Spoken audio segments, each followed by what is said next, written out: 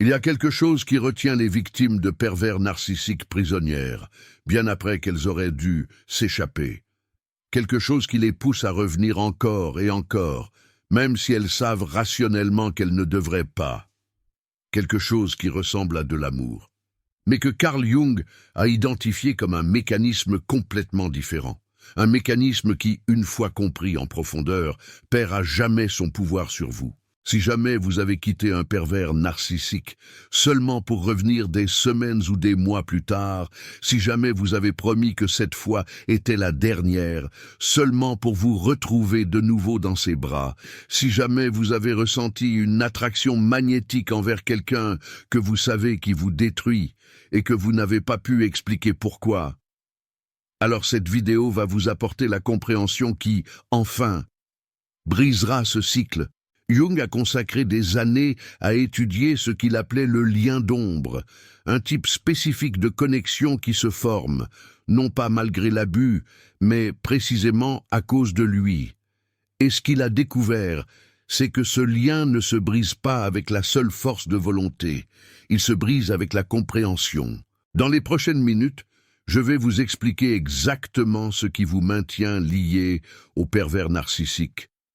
Pourquoi cela semble si intense que vous le confondez avec de l'amour? Et surtout, ce que vous devez comprendre pour que ce lien cesse tout simplement d'exister. D'abord, vous devez comprendre quelque chose de fondamental qui change tout. Ce que vous ressentez pour le pervers narcissique n'est pas de l'amour. Je sais que cela ressemble à de l'amour. Je sais que cela a toute l'intensité de l'amour. Je sais que lorsque vous êtes loin de lui, vous ressentez un vide qui semble indiquer que vous l'aimez profondément, mais ce que vous expérimentez est quelque chose de complètement différent. Jung appelait cela une dépendance émotionnelle induite. Et cela fonctionne exactement comme n'importe quelle autre addiction. Pendant la relation avec le pervers narcissique, votre cerveau a été entraîné à travers un cycle très spécifique. Le cycle de l'abus et de la réconciliation. Tension qui croît, explosion d'abus, période de calme et d'amour intense. Puis le cycle se répète. Ce cycle n'est pas accidentel, c'est le mécanisme exact qui crée l'addiction. Chaque fois que vous passez de l'abus à la réconciliation, votre cerveau libère une vague de dopamine et d'ocytocine. Ce sont les mêmes substances chimiques qui sont libérées avec les drogues addictives. Et chaque fois que le cycle se répète, votre cerveau devient plus dépendant de ces vagues chimiques. Ce que vous ressentez lorsque le pervers narcissique vous manque, ce n'est pas de l'amour qui manque à son objet, c'est votre cerveau qui expérimente un sevrage des substances chimiques auxquelles il est devenu accro. C'est littéralement comme un toxicomane qui manque sa drogue. Jung a été l'un des premiers à identifier ce mécanisme psychologique. Il a observé que les victimes d'abus montraient souvent les mêmes schémas de comportement que les toxicomanes. L'incapacité de le quitter malgré les conséquences négatives. La pensée obsessive pendant les périodes de séparation. La rechute après des périodes d'abstinence. Les tentatives répétées de le quitter suivies d'échecs. Comprendre cela est la première étape pour briser le lien. Parce que lorsque vous comprenez que ce que vous ressentez n'est pas de l'amour mais une addiction, vous pouvez commencer à le traiter comme ce qu'il est, non pas comme une connexion romantique que vous devez préserver, mais comme une dépendance chimique que vous devez surmonter. Mais il y a quelque chose de plus profond que Jung a découvert sur la raison pour laquelle le lien avec le pervers narcissique est si difficile à rompre. Et cela a à voir avec quelque chose qu'il appelait la blessure originelle activée. Presque toutes les personnes qui restent piégées dans des relations narcissiques ont une blessure émotionnelle de leur passé. Peut-être un parent qui était émotionnellement absent. Peut-être une enfance où l'amour était conditionnel. Peut-être des expériences précoces d'abandon ou de rejet. Ces blessures créent des besoins émotionnels non satisfaits qui restent actifs dans l'inconscient. Le pervers narcissique a une capacité presque surnaturelle pour détecter ces blessures. Pendant la phase de love bombing, il semble combler exactement le vide que votre blessure originelle a créé. Si votre blessure est l'abandon, il vous fait sentir qu'il ne vous quittera jamais. Si votre blessure est de ne pas être assez, il vous fait sentir comme la personne la plus spéciale du monde. Si votre blessure est de ne pas être vue, il vous donne une attention totale et absolue. C'est la raison pour laquelle le début de la relation avec un pervers narcissique semble si intensément parfait. Ce n'est pas parce que vous avez trouvé votre âme sœur, c'est parce que vous avez trouvé quelqu'un qui a identifié votre blessure la plus profonde et qui la presse de la manière exacte dont votre inconscient a toujours rêvé. Le problème, c'est que cela crée une connexion qui va bien au-delà de la relation actuelle. Cela vous connecte avec le pervers narcissique à travers votre blessure originelle. Et tant que cette blessure restera active, tant que vous continuerez à chercher inconsciemment que quelqu'un la comble de l'extérieur, vous resterez vulnérable au lien narcissique. Jung disait que vous ne pouvez pas briser le lien avec le pervers narcissique sans d'abord comprendre votre propre blessure, parce que le lien n'est pas réellement avec lui. Il est avec la promesse que votre blessure sera enfin guérie. Il est avec la fantaisie que cette personne a le pouvoir de vous donner ce dont vous avez toujours eu besoin. Lorsque vous comprenez que personne d'extérieur ne peut guérir votre blessure originelle, lorsque vous comprenez que cette guérison ne peut venir que de vous-même, lorsque vous comprenez que le pervers narcissique n'a jamais eu l'intention ni la capacité de guérir quoi que ce soit, seulement d'exploiter votre besoin, à ce moment-là, le lien commence à se dissoudre. Il y a un troisième composant du lien que Jung a identifié et que presque personne ne mentionne. Il l'appelait l'inversion du soi. Pendant la relation avec le pervers narcissique, vous avez progressivement commencé à vous définir à travers ses yeux. Votre estime de soi est devenue dépendante de son approbation. Votre sens de la réalité est devenu dépendant de sa validation. Votre identité même s'est retrouvée enchevêtrée avec votre rôle dans la relation. Cette inversion du soi signifie que le quitter ne ressemble pas simplement à la fin d'une relation. Cela ressemble à la perte d'une partie de vous-même. Le vide que vous ressentez lorsque vous êtes loin n'est pas seulement le manque d'une personne. C'est le manque de la partie de vous qui n'existait qu'en relation avec lui. Jung était très clair sur la raison pour laquelle cela est si dangereux et si difficile à surmonter. Il disait que lorsque vous externalisez votre sens du soi dans une autre personne, le récupérer nécessite un processus profond de reconstruction de l'identité. Il ne suffit pas simplement de quitter le pervers narcissique. Vous devez reconstruire qui vous êtes indépendamment de toute relation. Cela explique pourquoi tant de personnes reviennent au pervers narcissique même après de longues périodes de séparation. Ce n'est pas qu'elles l'aiment encore, c'est qu'elles n'ont pas encore complètement reconstruit un sens du soi indépendant. Le vide est toujours là. Et le pervers narcissique représente une façon connue de combler ce vide, même si c'est de manière destructive. Il y a un quatrième composant du lien que Jung considérait comme fondamental. Il l'appelait la mémoire corporelle du trauma. Ton corps se souvient des expériences avec le pervers narcissique d'une manière dont ton esprit conscient ne peut pas accéder directement. Chaque fois qu'Antoine te touchait après une période d'abus, ton corps enregistrait cette expérience. Chaque fois que la réconciliation apportait un soulagement physique après la tension, ton système nerveux l'enregistrait. Ces mémoires corporelles créent des réponses automatiques qui peuvent s'activer même des années après la fin de la relation. Une odeur qui te rappelle Antoine peut déclencher des réponses physiques. Une chanson peut faire que ton cœur s'accélère. Passer par un endroit où vous étiez ensemble peut générer des sensations dans ton corps que ton esprit ne peut pas expliquer. C'est ce qu'on appelle la mémoire corporelle du trauma. Carl Jung comprenait que le lien d'ombre ne vit pas seulement dans l'esprit, il vit dans le corps. Et c'est pourquoi il ne peut pas se rompre seulement avec la pensée logique.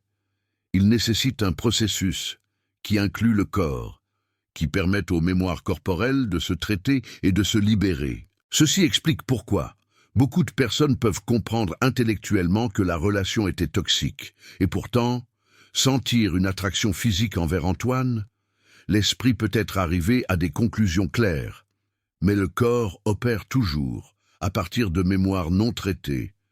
Le cinquième composant est ce que Jung appelait l'intermittence du renforcement.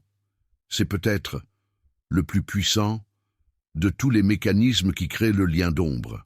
Les psychologues ont démontré que le renforcement intermittent, recevoir des récompenses de façon imprévisible, crée des connexions plus fortes que le renforcement constant. C'est le même mécanisme qui rend addictives les machines à sous. Tu ne sais jamais quand la récompense va venir, donc tu continues à tirer le levier. Le pervers narcissique est un maître du renforcement intermittent. Parfois, il est incroyablement aimant. Parfois, il est complètement froid. Parfois, il te donne exactement ce dont tu as besoin. Parfois, il t'ignore complètement. Cette imprévisibilité crée une obsession avec l'obtention de la prochaine récompense. Quand tu quittes Antoine, ton cerveau continue d'attendre cette prochaine récompense. Il continue de chercher la prochaine fois qu'il va être doux. Il continue d'espérer le prochain moment de connexion apparente. Cette attente peut durer longtemps après que la relation est terminée, parce que le pattern d'intermittence a été si profondément enregistré. Comprendre ceci est crucial, parce que cela explique pourquoi la pensée obsessive continue. Ce n'est pas que tu aimes tellement Antoine, que tu ne peux pas arrêter de penser à lui. C'est que ton cerveau est piégé dans un pattern de recherche de récompense qui a été créé par l'intermittence de l'abus. Il y a un sixième composant que Jung a identifié et qui a à voir avec l'identité sociale. Durant la relation avec le pervers narcissique, tu as probablement construit une partie de ton identité autour du fait d'être sa partenaire. Tes amis, vous connaissez comme un couple. Ta famille, vous voyez comme un couple. Peut-être que vous partagiez des espaces sociaux, des activités, même des rêves de futur. Quitter ne signifie pas seulement terminer une relation privée. Cela signifie démanteler une identité publique. Cela signifie répondre à des questions. Cela signifie affronter le jugement, réel ou imaginé, des autres. Cela signifie reconstruire une vie sociale qui était entrelacée avec la sienne. Ce composant social du lien d'ombre est fréquemment sous-estimé. Revenir vers Antoine, parfois, semble plus facile que d'affronter la complexité, de reconstruire une identité sociale indépendante. Cela semble plus facile que d'expliquer. Cela semble plus facile que de recommencer à zéro. Jung voyait ceci comme une autre manifestation de comment nous externalisons notre sentiment de soi, quand notre identité dépend de comment nous voient les autres, et que cette perception était liée à la relation. Terminer la relation menace non seulement le lien avec le pervers narcissique, mais le lien avec notre propre image sociale. Le septième composant est le trauma de l'espoir. Ceci est particulièrement cruel. Durant toute la relation, tu as maintenu l'espoir que les choses s'amélioreraient, l'espoir qu'Antoine changerait, l'espoir que les bons moments deviendraient la norme.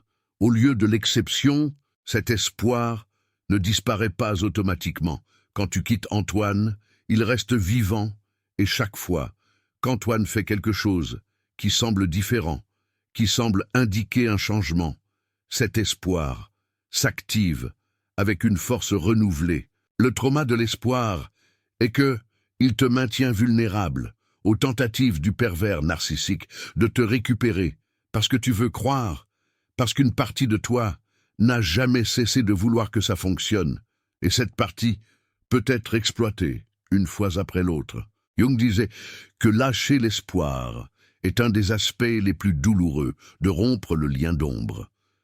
Non pas parce que l'espoir est mauvais en soi, mais parce que, dans ce contexte, l'espoir te maintient attaché à quelque chose qui ne sera jamais ce que tu désires. Maintenant, je veux t'expliquer ce qui est exactement, ce que tu dois comprendre, pour que le lien d'ombre cesse d'exister.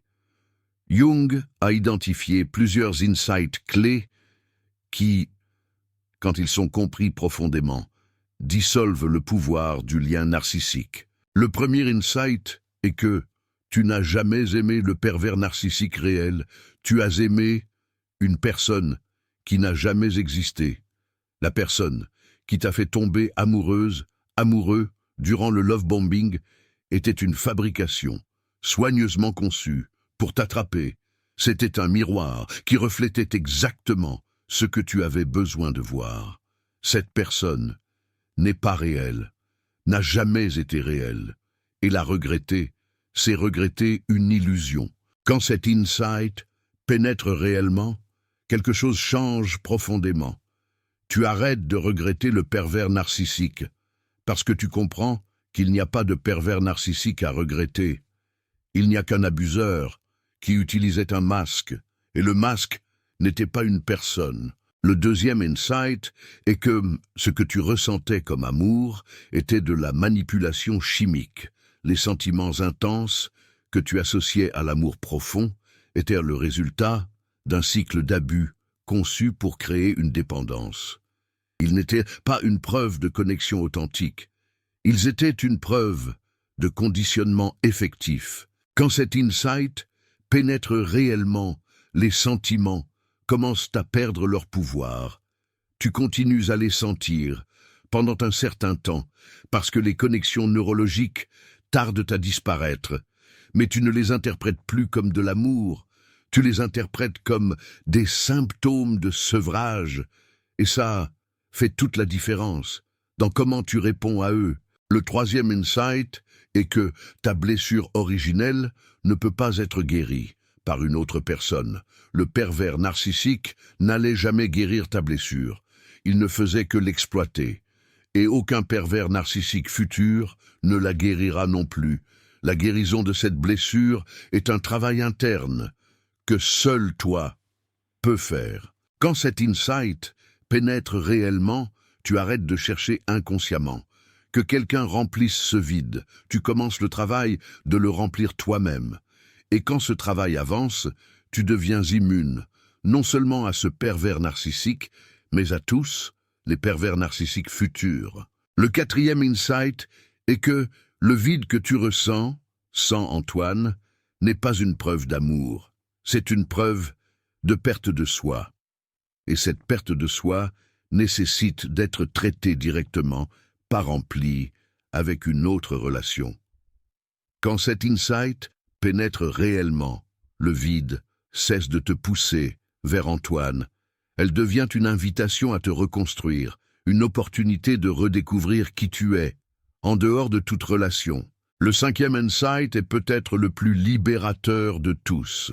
Le pervers narcissique n'a aucun pouvoir réel sur toi. Tout le pouvoir qu'il semblait avoir, c'était un pouvoir que tu lui avais donné. Du pouvoir sur ton estime de toi, sur ton sens de la réalité, sur ton identité, et ce que tu as donné, tu peux le réclamer. Quand cet insight pénètre vraiment, la dynamique de pouvoir s'inverse complètement. Tu n'es plus une victime, essayant d'échapper à un agresseur puissant.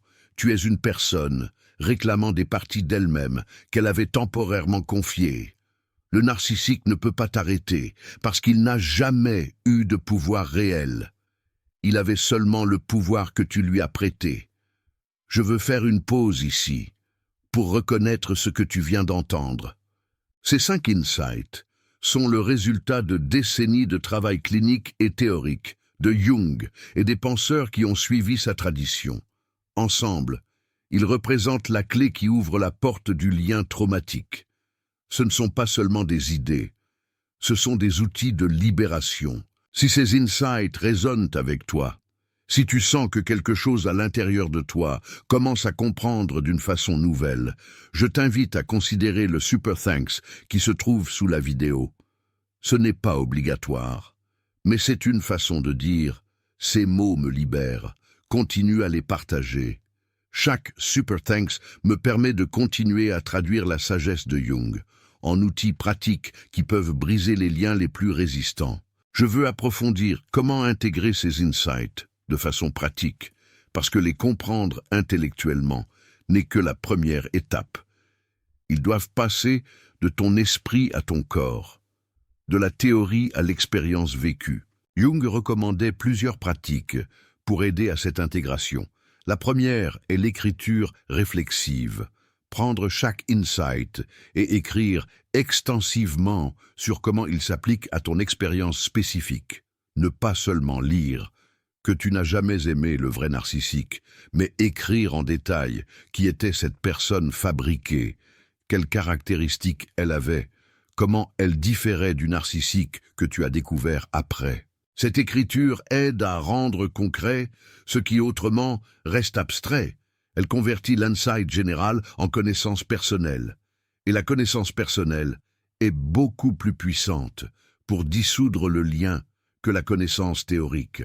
La deuxième pratique est l'observation consciente des sentiments. Quand tu sens l'attraction envers le narcissique, au lieu de lutter contre elle ou d'agir en fonction d'elle, simplement observe-la. Remarque-la dans ton corps. Demande-toi ce qui l'a déclenché. Reconnais que c'est du sévrage, pas de l'amour. Et permets-lui de passer sans réagir. Cette observation consciente interrompt le cycle automatique, où le sentiment mène directement à l'action de contacter ou de revenir. Elle crée un espace entre le stimulus et la réponse. Et dans cet espace se trouve ta liberté. La troisième pratique est le travail actif avec la blessure originelle. Ceci peut requérir une aide professionnelle, mais peut aussi commencer avec l'auto-exploration. Te demander quels sont les besoins non satisfaits qui t'ont mené à cette relation. Te demander d'où viennent ces besoins. Commencer à les satisfaire, de façon qui ne dépende pas d'une autre personne. Ce travail est profond et souvent douloureux. Mais c'est le travail qui te libère, non seulement de CE narcissique, mais de la vulnérabilité qui t'a rendu une proie en premier lieu. La quatrième pratique est la reconstruction active de l'identité.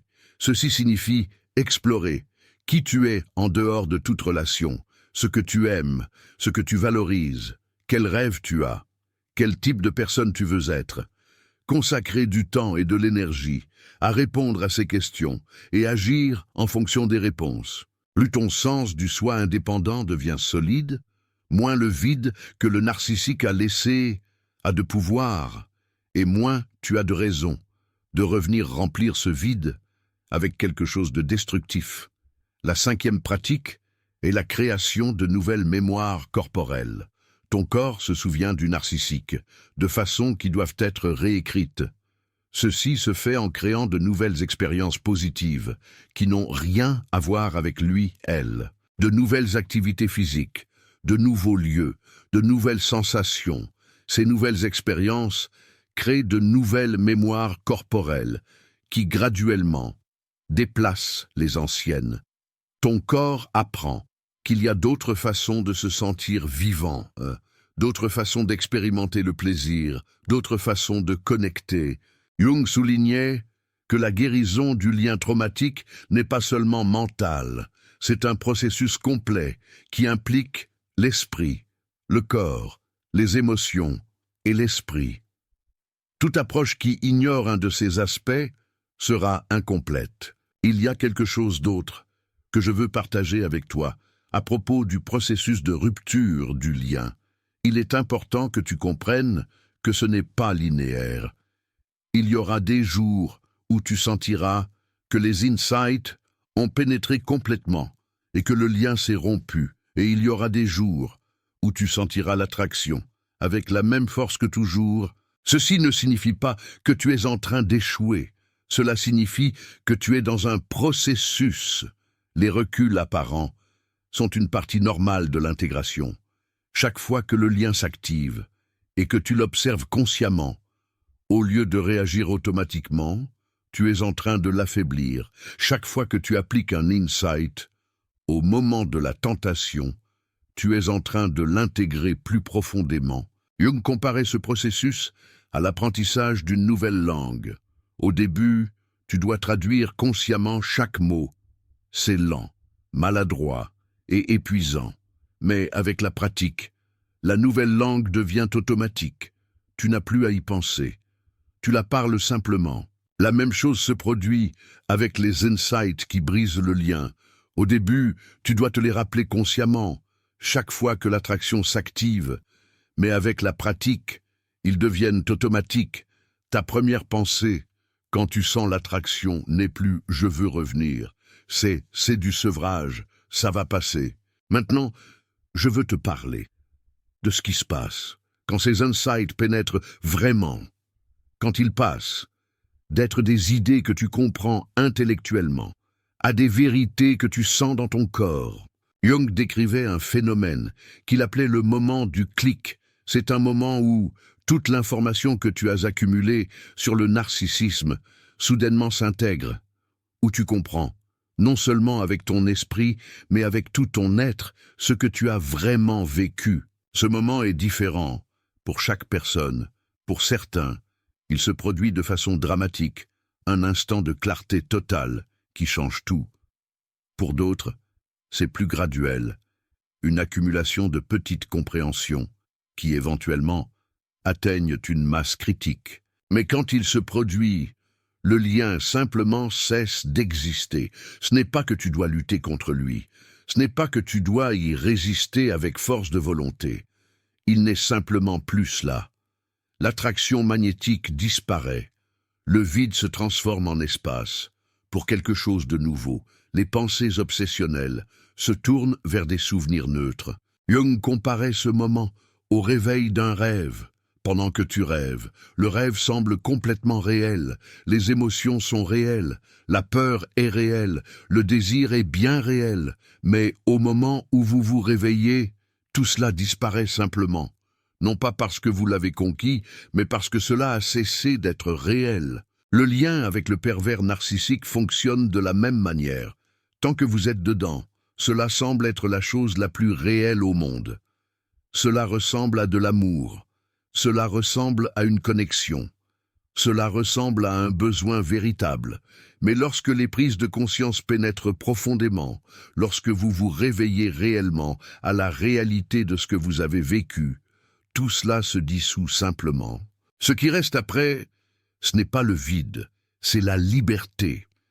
La liberté de ressentir ce que vous ressentez réellement au lieu de ce que vous avez été conditionné à ressentir. La liberté de penser clairement au lieu de penser à travers le brouillard de la manipulation. La liberté de construire la vie que vous voulez au lieu de réagir constamment au cycle d'une autre personne. Je veux terminer avec quelque chose que Jung a écrit sur la nature de la libération. Il a dit que la vraie liberté n'est pas l'absence de lien, c'est la capacité de choisir consciemment vos liens. Tant que le lien traumatique existait, vous n'aviez pas le choix. Vous étiez lié par des forces que vous ne compreniez pas et que vous ne pouviez donc pas contrôler. Lorsque vous comprenez ces forces, lorsque vous voyez clairement le mécanisme qui vous maintenait prisonnière, vous récupérez votre capacité de choix. Vous pouvez choisir avec qui vous lier et avec qui ne pas vous lier. Vous pouvez choisir quelle blessure travailler et comment. Vous pouvez choisir quel type d'amour vous voulez dans votre vie. Cette capacité de choix, c'est ce que le narcissique vous a enlevé. Et c'est ce que la compréhension vous rend. Le lien qui vous faisait revenir n'existe plus lorsque vous comprenez que cela n'a jamais été de l'amour, mais une dépendance. Que cela n'a jamais été une connexion, mais une exploitation de blessures. Que cela n'a jamais été la perte de lui, mais la perte de vous-même. Et que tout ce que vous avez perdu peut être réclamé, non pas en revenant vers lui, mais en comprenant enfin, complètement, définitivement, pourquoi vous n'avez jamais eu besoin de revenir en premier lieu. Si cette vidéo a marqué un avant et un après dans votre compréhension du lien qui vous maintenait prisonnière, commentez ci-dessous le mot « compris ». Seulement ce mot si quelque chose a changé pendant que vous écoutiez. Et si vous voulez partager lequel des 5 insights a été celui qui vous a le plus impacté, Votre expérience peut aider quelqu'un qui est exactement là où vous étiez avant de voir cette vidéo.